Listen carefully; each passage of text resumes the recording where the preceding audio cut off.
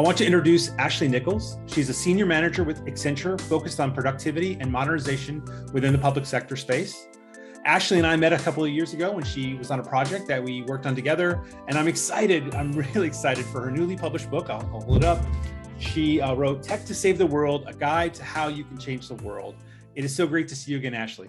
It's great to see you again too. Thanks so much for having me. So for those who have never met you, talk a bit about your background, who you are, what you do, and where you're from. Oof. Well, one of my jobs way back in the day, I worked as a career counselor in a college job finding a space. And we always push this theory of chaos theory of careers of you have like a winding road and you can plan as much as you want, but life's going to have other plans. And that's really been the best way to describe my path. So undergraduate studies in journalism and public relations, got a master's degree in higher education administration to work at colleges. Didn't do that. Skipped right over to government, supporting the Department of State. And I've been floating around DC ever since as a contractor, consultant. I went from doing exchange programs to doing technology consulting over the years. So definitely a bit of a winding road along the way. That's interesting. I'm going to ask a question about that. So if your degree programs were in journalism, and then what was your master's in? Higher education. Higher education. Mm-hmm. How did you get a job in the technology space? Well, it's one of those things. So my higher education piece got me an internship at the Department of State and the office that does academic exchanges with colleges. So that was a fit.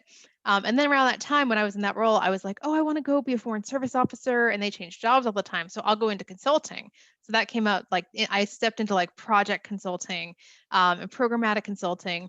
And then, of course, once you're in consulting in DC, it's like 98% of it is technology, right? Hey, great job. You have this experience, but here we're doing a new system. Hey, like go like interview this user. So I had a boss. Actually, you knew my boss, Art Coleman. Yeah. He was like, Ashley, please go get Agile certified because you will do such a great job in technology consulting. And I was like, no, I refuse. And of course, I always wound up doing technology consulting. So it was one of those things that I fell into and then came to love over the time. That's awesome. So then let's talk about how did you get into, how did you decide to write a book? Yeah. So growing up, I always like wrote stories for fun in my downtime. And I always had this dream of like being a writer and thought that it was something that I would do, but I got busy and life happened. And so it never really came to be. And then during COVID, I was just feeling, really down, disconnected. I started writing the book in October 2020, which was like height of like sit in your house and order groceries and don't see anybody except for on Zoom, right?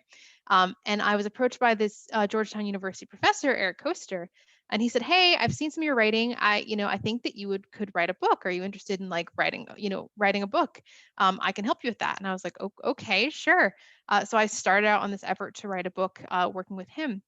And over the course of a year, I was able to do all the interviews, do all the research, do all the writing, and get the book out published from October to August of 2021. So it was a really quick turnaround.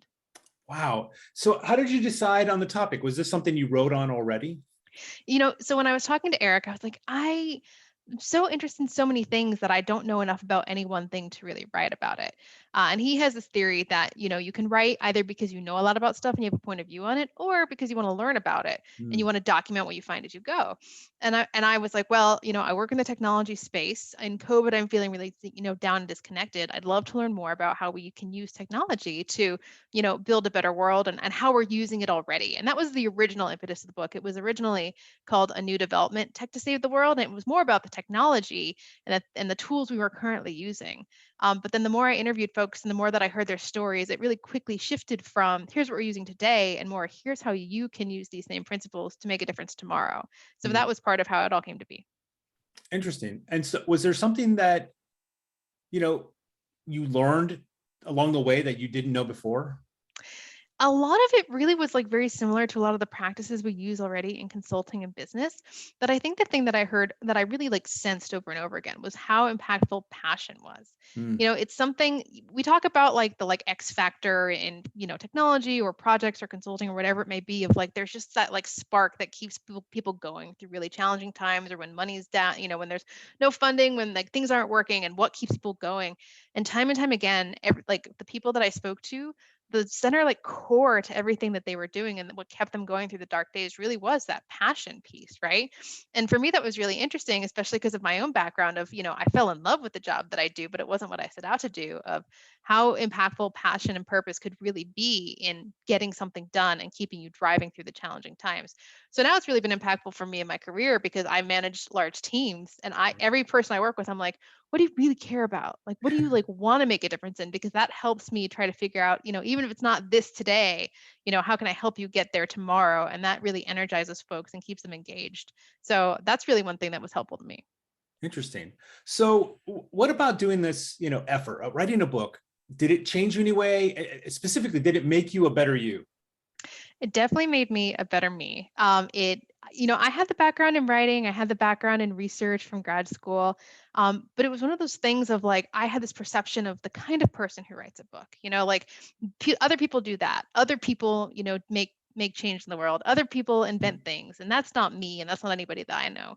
And it was really interesting, both because through the process of writing and publishing a book, I was like, I mean, really anybody can do this. It's a lot of effort. You got to like want to do it, but anybody can do this.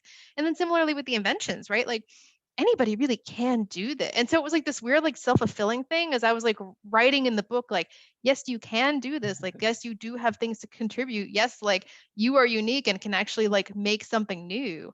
I was doing the same thing. So it's actually really fun for me because now I meet, working in the space that we're in government and consulting, you meet lots of young people who like majored in international relations or, policy, and they want to make a difference in the world.